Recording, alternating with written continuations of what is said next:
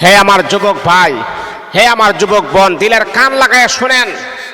এই যে রমাজানুল মুবারক পবিত্র একটি মাস চলতেছে, রোজা রেখে অনেক যুবকেরা আছে, অনেক যুবতীরা আছে, রোজা রেখে সারাটা দিন রোজা রাখে কিন্তু 5 ওয়াক্ত নামাজ পড়ে না। আহা, অনেক সময় আছে এমন রোজা রাখে কিন্তু তারাবি নামাজ জামাআতের সাথে আদায় করে না। কত বড় কপাল পর আপনি চিন্তা করছেন? অনেক আল্লাহ পাকের এইরকম বান্দা বান্দি আছে, সাহারি খাওয়ার জন্য ঘুম থেকে জাগ্রত হয় কিন্তু ফজরের নামাজটা পড়ে না।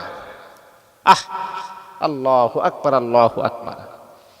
আপনি এই সমস্ত রোজা রেখে আপনি কি পরিপূর্ণ সওয়াবের মালিক হতে পারবেন? এটা তো উপবাস ছাড়া আর কোনো কিছুই হতে পারে না। আপনি রোজা রাখলেন কিন্তু সেই রোজা আপনি ইফতার করলেন কিন্তু তারপর মাগরিবের নামাজটা আপনি পড়লেন না। আপনি সাহারি খাইলেন, ফজরের নামাজটা আপনি পড়লেন না। আপনি রোজা রাখেন কিন্তু জামাআতে নামাজ পড়েন না। বাবা, আপনার রোজা রাখাটার পরিপূর্ণ সওয়াব আমার আল্লাহ কিভাবে আপনাকে দিবেন?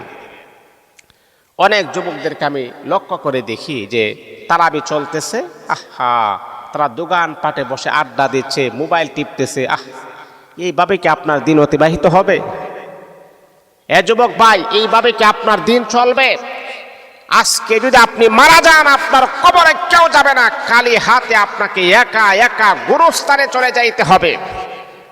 এই পবিত্র মাস আসার পরেও যদি আপনি 5 ওয়াক্ত নামাজি হতে না পারেন, রোজা রাখার পরেও যদি আপনার মন মানসিকতা যদি চেঞ্জ না হয়, পরিবর্তন না হয়, আর কখন আপনার মন মানসিকতা চেঞ্জ হবে আপনি আমাকে বলেন? এই মাসটা হচ্ছে এতটা একটা সুবর্ণ সুযোগের একটা মাস। আমি প্রায় সময়, ম্যাক্সিমাম সময় আমি আপনাদেরকে বলি, দেখেন আমাদের দেশে আমের সময় আম আসে, জামের সময় জাম আসে, কাঁঠালের সময় কাঁঠাল আসে। যেই সিজনে যে ফল আসে সেই ফলটাই বেশি বিখ্যাত হয়, সেই ফলটাই মানুষে খায় বেশি। ঠিক তদ্রূপভাবে রমাজানুল মুবারক হচ্ছে একটা ইবাদতের একটা সময়, ইবাদতের সৃজন। ওই সময় মুমিন যারা আছে তারা পাগল হয়ে যায় ইবাদত করার জন্য। রাসূল আকরাম সাল্লাল্লাহু আলাইহি ওয়াসাল্লামের ব্যাপারে সাহাবে একরাম বলেন, আমরা রমজানে রাসূল আকরামকে যেই পরিমাণ ইবাদত করতে দেখেছি, অন্য মাসে আল্লাহর হাবিবকে এই পরিমাণে ইবাদত করতে দেখি নাই। আমার রাসূল বলেছেন সেটা হচ্ছে ইবাদতের মাস। জানো কেমন মাস? 1 রাকাত ফরজ পড়বা, 1 রাকাত 70 রাকাত ফরজের সব আমার আল্লাহ আপনার আমল নামে দান করবেন। এই আল্লাহ পাক রব্বুল আলামিনের হাবিব সাহাবে একরামকে বললেন, শোনো, 1 খতম কোরআন শরীফ পড়বা, 1 খতম কোরআন শরীফ যদি পড়ো, রব্বে কাবার মালিক আমার আল্লাহ রমাজানুল মুবারকটা এতটাই পবিত্র মাস, এতটাই দামি মাস, এক খতম কোরআন শরীফ পড়ার কারণে আল্লাহ পাক রব্বুল আলামিন আমার আপনার আমল নামার ভিতরে 70 খতম কোরআনের সওয়াব আমার আল্লাহ দান করে দিবে।